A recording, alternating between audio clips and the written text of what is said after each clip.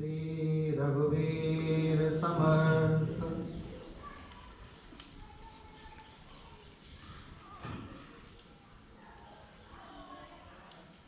ओम श्री गणेशाय नमः। सरस्वत्यै नमः। गुरुभ्यो नमः। जन्माद्यस्य यतोऽन्वयादितरतश्चार्थेष्वभिज्ञः स्वराट् तेने ब्रह्महृदाय आदिकवये मुह्यन्ति यः सूरयः। तेजो वारिमृदां यथा विनिमयो यत्तत्प्रसर्गो मृषा धाम्ना स्वेन सदा निरस्तकुहकं सत्यं परं धीमहि।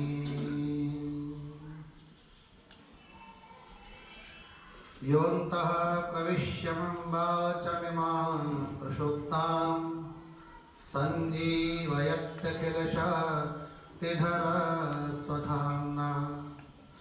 अन्यास्तहस्तचरणश्रवणत्वगादीन् प्राणान् नमो भगवते पुरुषाय तुभ्यम्।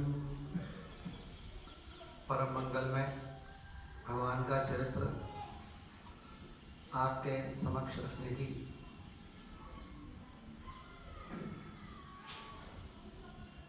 जिज्ञासा लेकर के आया हूँ। महाराज का आदेश है। महाराज ने बहुत बड़े बड़े कहा है तत्व। मैं अपनी योग्यता नहीं रखता हूँ और परिवार का ही बहुत छोटा सदस्य हूँ। बाल्यावस्था के मंदिर में आ रहा हूँ। महाराज का आदेश है, इसलिए उसका पालन करते हुए आगे बढ़ता हूँ।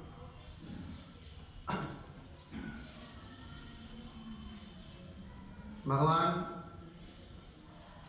श्री सुखदेव जी के द्वारा गाया हुआ जो श्रीमद् भागवत का गीत है, उसी में से कुछ निकाल करके अपनी प्रस्तुति यहाँ दूंगा। जब व्यास जी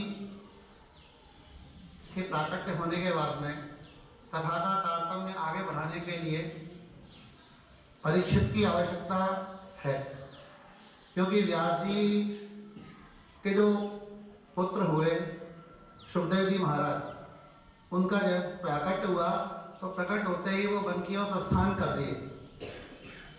बन की ओर जब जा रहे थे तो व्यास जी ने पीछे से कई बार आवाज लगाई, पुत्र रुको, पुत्र रुको। लेकिन व्यास जी रुकते नहीं है, सुखदेव रुकते नहीं है।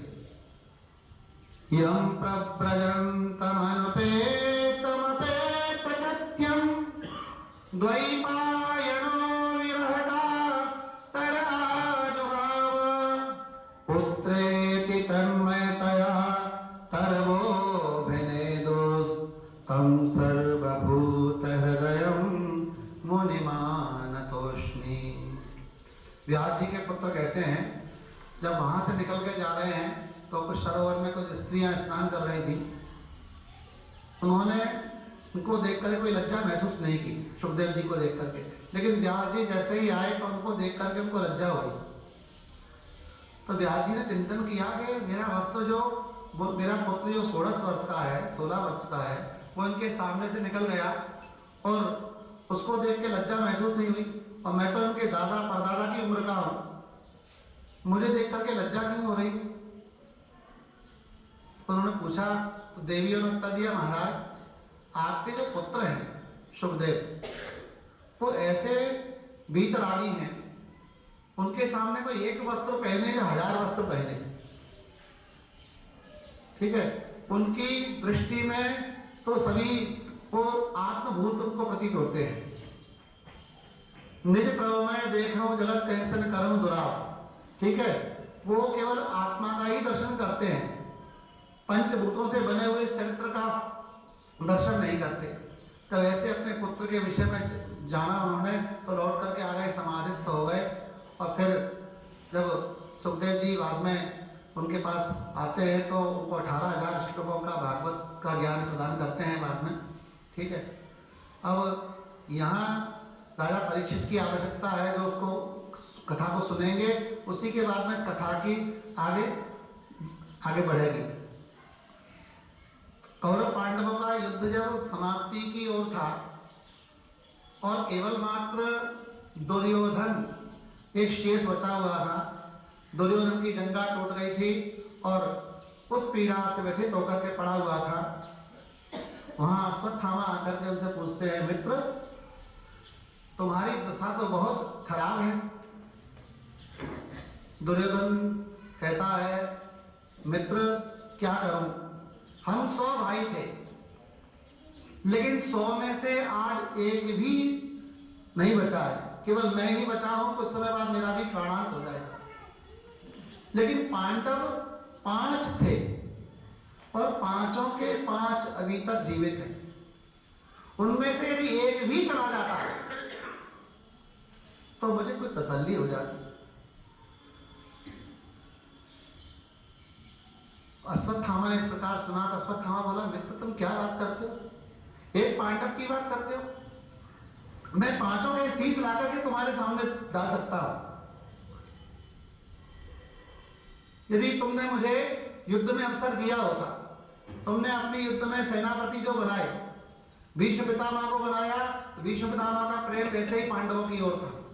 द्रोणाचार्य जी को बनाया, मेरे पिता को बनाया, मेरे पिता भी मन से तो उनके पक्ष में थे, केवल शरीर आपके साथ में था।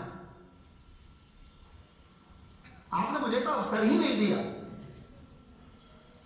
लेकिन मित्र कोई चिंता की बात नहीं, अभी देखो मैं 5 पांडवों के शीश ला करके तुम्हारे सामने रखता हूं।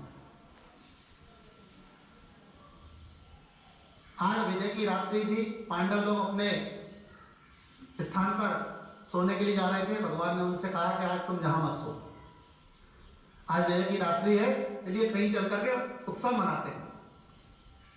भगवान वहां से पांडवों को ले गए और जहां पांडव लोग सोते थे वहां द्रौपदी के 5 पुत्र,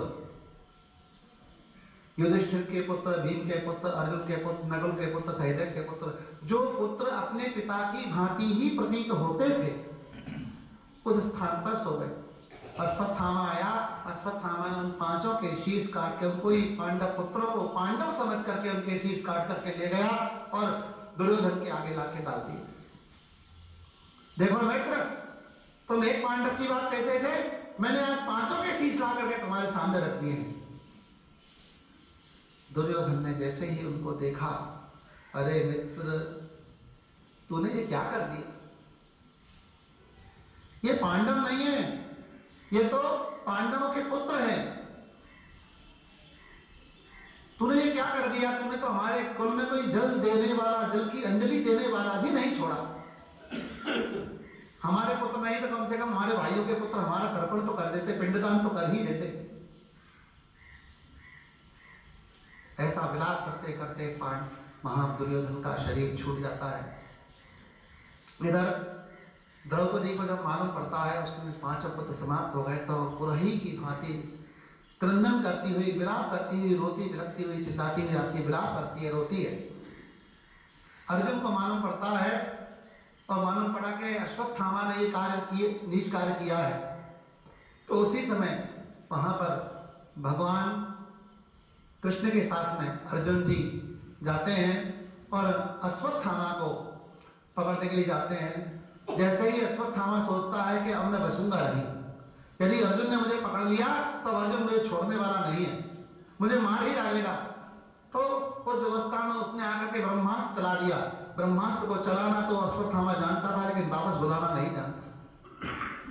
चलाने उसने ब्रह्मास्त्र चला दिया। इधर ब्रह्मास्त्र आता हुआ देखा तो अर्जुन घबरा गया। अर्जुन ने कहा, प्रभु जी ब्रह्मास्त्र आ रहा है। तो भगवान ने कहा कि लोहे को लोहे से ही काटा जाता है, तुम भी ब्रह्मास्त्र चलाओ। ब्रह्मास्त्र चलाया तो ब्रह्मास्त्र को शांत किया। अश्वत्थामा को पकड़ करके जब लेकर के आते हैं, उसको लेकर के आए तो द्रौपदी से पूछते हैं, बताओ देवी इसको क्या दंड दिया जाए।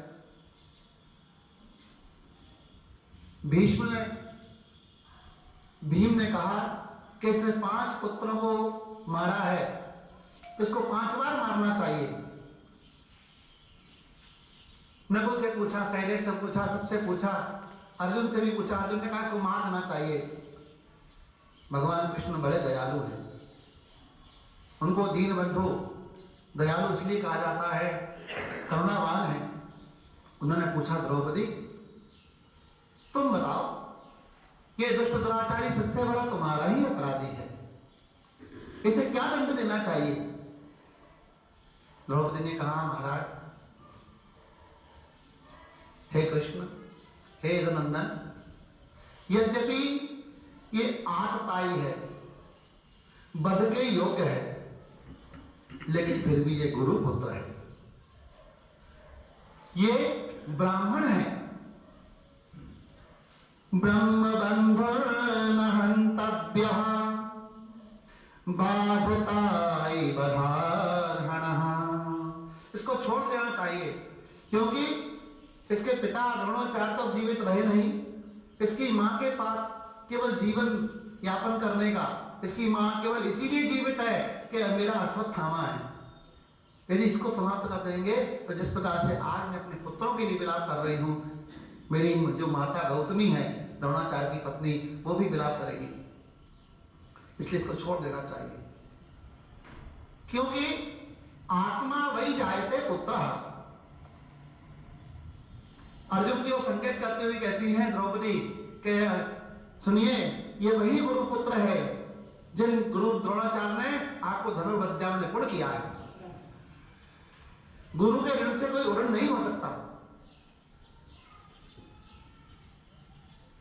सभी लोगों ने निर्णय करके भगवान के ऊपर छोड़ दिया, प्रभु आप जैसा कहेंगे वैसा करेंगे, क्योंकि हम तो आप जैसा कहते हैं वैसा ही करते हैं, आप बताइए क्या करना है। भगवान बड़ा सुंदर निष्पक्ष निर्णय सुनाते हैं। ब्रह्म बंधुर्न हन्तव्यः, भगवान कहते हैं ब्रह्म बंधुर्न हन्तव्यः, ये चूंकि ब्राह्मण का पुत्र है इसलिए मारना नहीं चाहिए, परंतु बाधताई बधार्हणः, लेकिन ये आतताई है। आतताई किसे कहते हैं? जिसने बच्चों को मारा हो, किसी की जमीन हड़प ली हो, किसी का धन हड़प लिया हो, ऐसे व्यक्ति को छोड़ना भी नहीं चाहिए, अपराध है। भीम कहते हैं, वाह महाराज क्या निर्णय लिया है आपने, है? कह रहे हैं मार भी दो और छोड़ भी दो, ये क्या निर्णय हुआ?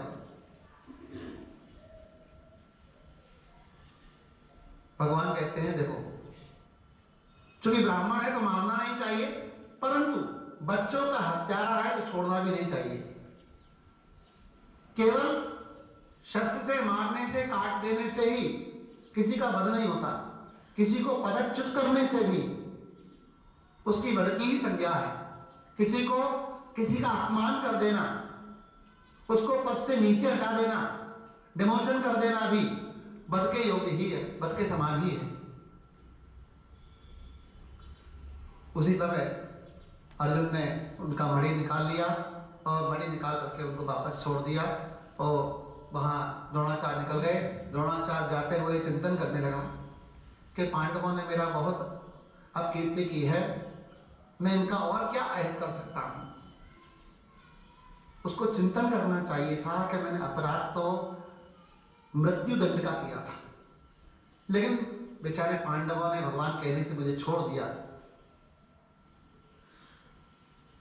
लेकिन ऊंच निवास नीच करतूती, इतने बड़े गुरु का पुत्र होकर के उसने नीच करतूत किया। क्या? उसने चिंतन किया कि इनके वंश में शायद अब कोई बचा नहीं है। फिर ध्यान आया, नहीं, मैंने सुना था कि अभिमन्यु की जो पत्नी है उत्तरा, वो गर्भवती है और उसके गर्भ में कोई बालक है। उसी क्षण उसने वहां से शस्त्र चलाया और इधर जैसे ही शस्त्र छोड़ा है तो उत्तरा जो गर्भवती थी, उसके गर्भ में जो बालक था, उसके रक्षण करने के लिए दौड़ती भगवान के पास आई और भगवान के चरणारविंदों को उसने पकड़ लिया। बोले, गोविंद, हे प्रभु रक्षा करिए, दीन बंधु दीनानाथ हमारी रक्षा कीजिए प्रभु। मुझे ऐसा प्रतीत होता है कि पांडवों के वंश के जो प्रवर्तक हैं, तो मेरी कोख में है, उनको कोई नष्ट करना चाहता है। तुरंत ही भगवान ने कहा, बेटी मेरा चिंतन करो। चिंता करने से परेशानी बढ़ती है, चिंतन करने से परेशानी कम होती है। भगवान का चिंतन किया, भगवान उदरस्थ हो गए हैं। आगे चल करके राजा परीक्षित ने बात कही है कि मुझे चक्र की, मेरे चक्र ने, किसी चक्र ने आकर के मेरी रक्षा की है। तो वो कोई चक्र ही नहीं था, भगवान स्वयं गदा लेकर के अंदर उदरस्थ हुए हैं और वहां राजा परीक्षित की रक्षा की है। गदा लेकर के गए हैं, लेकिन उनको ऐसा प्रतीत हुआ है कि चक्र लेकर किसी रक्षा की हो। वहां उस बालक की भगवान ने रक्षा की। रक्षा करने के बाद में भगवान वहां से प्रस्थान करते हैं चलने के लिए।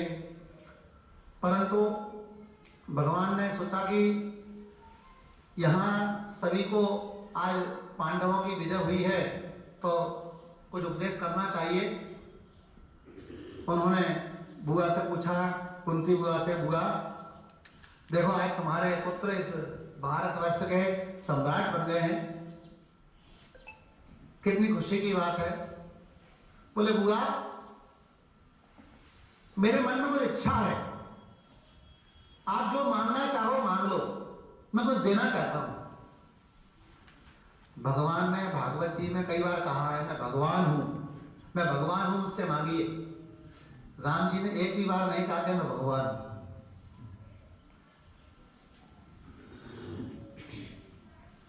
ये अंतर है राम जी में, कृष्ण जी में। उन्होंने कहा बुआ तो बार बार कहते हैं कि तुम भगवान हो, तो तुम मुझसे कुछ मांग। कुंती भगवान की स्तुति करती हैं, स्तुति करते हुए कहती हैं प्रभु मुझे यदि आप कुछ देना चाहते हैं, वैसे तो मेरी कोई इच्छा नहीं है क्योंकि आपने हर पल मुझे कुछ ना कुछ दिया ही है, लेकिन यदि कुछ आप देना चाहते हैं तो एक चीज दे दीजिए। बोले क्या? मुझे ऐसा आशीर्वाद दीजिए कि मेरे जीवन में दुख पे दुख आता रहे, हमेशा मेरे जीवन में दुख आता ही रहे। भगवान ने कहा देवी बुआ तुझे इतना सारा कष्ट प्राप्त हुआ, अभी तक तेरा कष्टों से पेट नहीं भरा।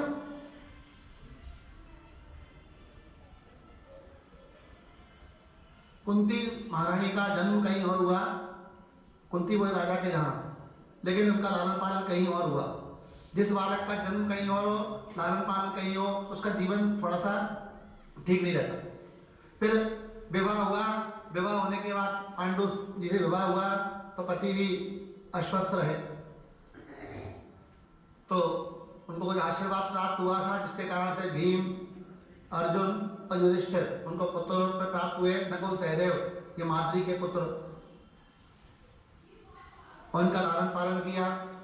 बुआ तेरे पुत्रों को लाक्षागृह में मारने का प्रयास किया गया, विष के लड्डू खिलाकर के मारने का प्रयास किया गया, और तो फिर भी अभी भी कहती है मुझे दुख दो। बोले भगवान मैं दुख इसलिए मांगना चाहती हूं क्योंकि जब जब हमारे जीवन में कष्ट आता है तो आप हमारे साथ में रहते हैं। बड़ी सुंदर बात लिखी है, सुख के माथे सिल पड़े जो हरि हृदय से जाए, बलिहारी बा दुख की जो गोविंद नाम जपाए। जब कुंती महारानी कहती है भगवान जब जब जीवन में कष्ट आता है, दुख आता है, हमारे पांव में कांटा चुभता है तो मुझसे आवाज निकलती है हे राम हे राम। लेकिन जब हमारे चरण फूलों पे पड़ते हैं या मखमल के गद्दे पे चलते हैं तो हमको राम का स्मरण नहीं होता। जब जीवन में कष्ट आता है तो परमात्मा की स्तुति तुरंत आ जाती है, हे राम रक्षा करो, हे प्रभु रक्षा करो, हे हनुमान जी रक्षा करो। लेकिन जीवन में जब सुख होता है तो सुख में भी स्मरण करते हैं लोग, ऐसा नहीं करते हैं, लेकिन दुख की अपेक्षा कम होता है। भगवान बोले बुआ तो ऐसी चीज मांग रही है जो मेरे खजाने में है ही नहीं। भगवान का जो विग्रह है कैसा है, शाश्वतोयम सुखालयम, भगवान सुख के स्वरूप है। जहां भगवान होते हैं वहां तो दुख रहता ही नहीं। बुआ ऐसी चीज मांग रही है जो मेरे पास है ही नहीं, मैं दुख कैसे दे सकता हूं?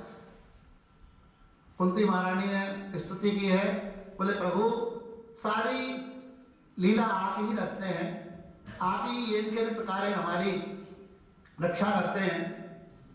भगवान कहीं ना कहीं किसी रूप में, किसी ना किसी कष्ट में हमेशा भक्त का साथ देने के लिए उपस्थित रहते ही हैं। कुंती महारानी को भगवान ने उपदेश दिया कि देवी आपने बहुत दुख भोग लिया, अब आपको सुख मिलना चाहिए। बुआ को सुंदर आशीर्वाद प्रदान किया है भगवान ने, युधिष्ठिर जी को समझाया। यहां पर हनुमान जी भी कहते हैं कि जीवन में सबसे बड़ा दुख का क्षण कौन सा है? व्यक्ति के जीवन में सबसे बड़ा दुख का क्षण कौन सा मानना चाहिए? कौन सा क्षण है जिस समय हम दुखी हैं? कह हनुमंत विपत प्रभु सोई, जब तब सुमिरन भजन न होई, जब तब सुमिरन भजन न होई। हनुमान जी कहते हैं प्रभु मेरे जीवन में विपत्ति का सबसे बड़ा क्षण वही है जिस समय मैं श्री राम जय जय राम नहीं बोल पाता, जिस समय मैं आपका भजन नहीं कर पाता, वही सबसे बड़ा विपत्ति का क्षण मानता हूं मैं। हमको भी चिंतन करना चाहिए, मनन करना चाहिए कि हमारे जीवन में ऐसा कितना समय निकल गया कि हम भगवान का भजन नहीं कर पाए। सारे कार्य करने के लिए टाइम होता है, हर चीज का मैनेजमेंट होता है, लेकिन भगवान के भजन पूजन करने के लिए कोई समय का अभाव। बोले भाई क्या करें, नहीं जाना हो पाता, टाइम नहीं मिल पाता। सभी लोग आते हैं, हम भी उसी कभी कभी उसी स्थिति हो जाती है सभी के लिए, तो ठीक है, लेकिन चिंतन करना चाहिए। हनुमान जी जो कह रहे हैं वो सही कह रहे हैं। सबसे बड़ा विपत्ति का क्षण जीवन में वही है जिस समय हम प्रभु का स्मरण नहीं करते, भगवान का भजन नहीं करते। कुछ भी कार्य करें प्रभु का चिंतन करते चलें। कार्य करते चलो, हरि को भजते चलो, अपने जीवन को सन्मान पर लगाते चलो। याद आएगी उनको कभी ना कभी, कृष्ण दर्शन तो देंगे कभी ना कभी। ऐसा विश्वास मन में, ऐसा विश्वास मन में जगाते चलो, अपने रथ को सुमार्ग लगाते चलो। व्यक्ति को कोई भी कार्य कर रहे हैं भगवान का स्मरण करते रहना चाहिए, क्योंकि भगवान से हमारा डायरेक्ट संबंध है। ईश्वर अंश जीव अविनाशी, चेतन अमल सहज सुख राशि। भगवान ने हमको सुख की राशि बना करके, भगवान सुख की राशि है, भगवान के पास दुख नाम की कोई चीज ही नहीं है। लेकिन हम जिस जहां आए हैं, हम यहां पर आए हैं, इस स्थान का नाम है, अभी तो हम मंदिर में विराजमान है, सुखालय है। लेकिन गीताजी में भगवान ने बहुत बड़ा बोर्ड टांग दिया है, लिख दिया है क्या? शाश्वतोयम दुखालयम। गीता में स्पष्ट लिखा हुआ है शाश्वतोयम दुखालयम, कि महाराज ये जो जहां हमारा जन्म हुआ है ये मृत्यु लोक है, इसको दुखालय कहा जाता है। और आप जहां जाएंगे, चिकित्सालय में जाएंगे दवा मिलेगी, विद्यालय में जाएंगे विद्या मिलेगी, भोजनालय में जाएंगे भोजन मिलेगा, पुस्तकालय में जाएंगे पुस्तकालय पुस्तक मिलेगी। और दुखालय में आए हैं, इसका नाम दुखालय है। दुखालय में आए हैं और इच्छा क्या करते हैं? सुख मिल जाए। दुखालय में आकर के सुख मांग रहे हैं। पुस्तकालय में जाके कहेंगे भैया हमको लड्डू दे देना, पुस्तकालय में लड्डू थोड़ी ना मिलेगा, किताब मिलेगी भाई।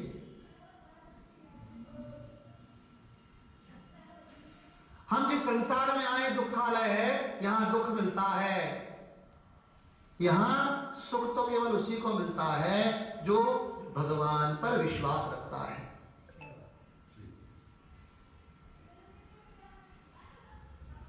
जो उदाहरण के रूप से देखिए, एक नारियल होता है, एक होता है कच्चा नारियल, एक होता है पक्का नारियल। कुछ कच्चे नारियल होते हैं, कुछ पक्के नारियल होते हैं। हम लोगों में भी कुछ कच्चे नारियल होंगे, पक्के होंगे। कच्चे पक्के मतलब कैसे? नारियल को जब हम फोड़ते हैं तो कुछ नारियल का भाग अंदर चिपका रह जाता है।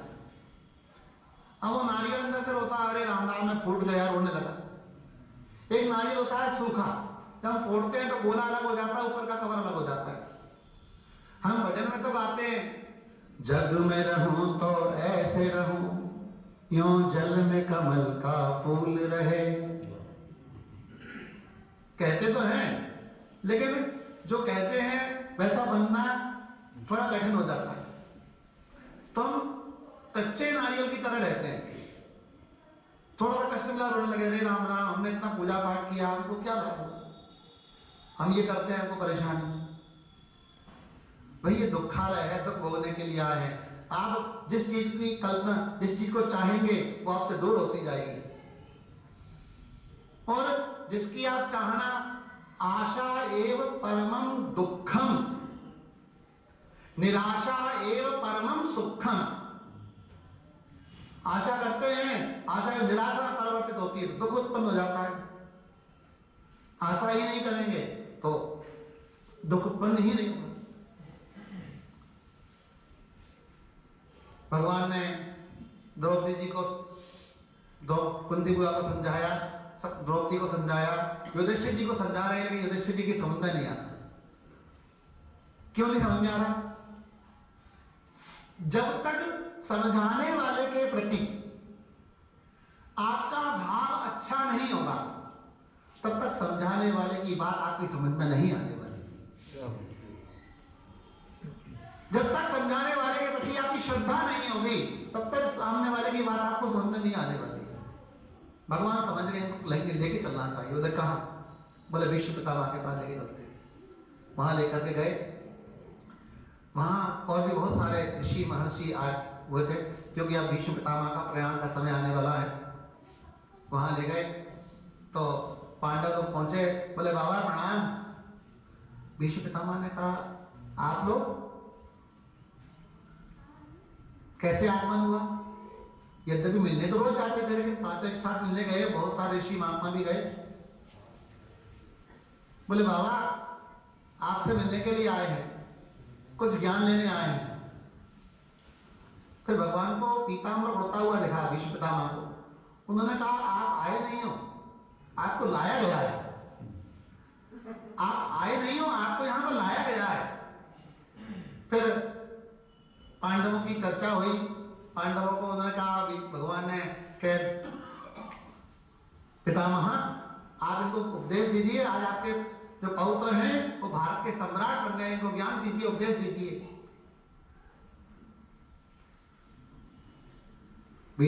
भगवान विष्णु पितामह कहते हैं कि भगवान, किसी को बड़प्पन देना तो कोई आपसे सीखे। क्या आप हर पल मेरे पौत्रों की रक्षा करते रहते हैं, युद्ध में हो या कहीं पर भी हो। मुझे उस क्षण का ध्यान है कि युद्ध प्रारंभ होने वाला था तो आप रथ बीच में लेकर के आ गए थे। अर्जुन युद्ध करने के लिए तैयार नहीं था, लेकिन आपने उसको उपदेश दिया, गीता का सुंदर उपदेश, 18 अध्याय में 700 श्लोकों में आपने उपदेश दिया, तो युद्ध करने के लिए तैयार हो गया। क्षत्रिय का धर्म है न दैन्यम न पलायनम। क्षत्रिय को दीनता नहीं दिखानी चाहिए, युद्ध से पलायन नहीं करना चाहिए। हे अर्जुन, तो इनको क्या मारेगा? इनको मारने वाला ही नहीं, उत्पन्न करने वाला ही नहीं। और प्रभु, मुझे वो क्षण भी याद है जब आपने केवल कौरव सेना पर एक दृष्टि मात्र डाली थी और सारी सबकी आयु को आपने छीन कर लिया था। भगवान ने केवल दृष्टि मात्र डाल करके सारी कौरव सेना की आयु छीन कर दी थी, सबकी आयु छीन ली थी। तो निश्चित रूप से सबको जाना ही था। पांडवों को सुंदर उपदेश दिया, दान धर्मान, राज धर्मान, मोक्ष धर्मान, विभागसः, स्त्री धर्मान विभागसः, जैसे स्त्री धर्मान पर बात आई तो द्रौपदी आ गई। कौरव वंश की स्त्री बोलने का सामर्थ्य नहीं था, लेकिन फिर भी बोली, बाबा आपने बहुत सारे उपदेश दिए, मैं कुछ पूछना चाहती हूँ। बोलो हाँ बेटी पूछो।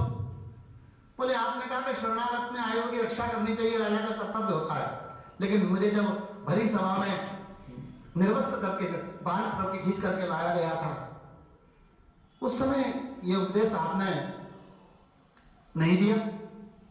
बोले देवी तुमने बात सही कही, उस समय मैंने दुर्योधन का पाप का अन्न खाया हुआ था, जैसा खाया अन्न वैसा हुआ मन, इसलिए हमको कहां खाना चाहिए, कहां पीना चाहिए, इसका चिंतन करना चाहिए, कैसे लोगों के साथ में बैठना चाहिए, क्योंकि बिन सत्संग विवेक न होई, जैसे लोगों के साथ में रहते हैं वैसा ही हमारा आचरण बनता जाता है। हम कितने अच्छे हैं ये आवश्यक नहीं है, हम जिस माहौल में रहते हैं, जिस परिवेश में रहते हैं, जिस लोगों के साथ में रहते हैं, उनका आचार व्यवहार कैसा है, या तो हमारे अंदर शक्ति है उनको परिवर्तित कर दें या फिर वहां से दूर हो जाए।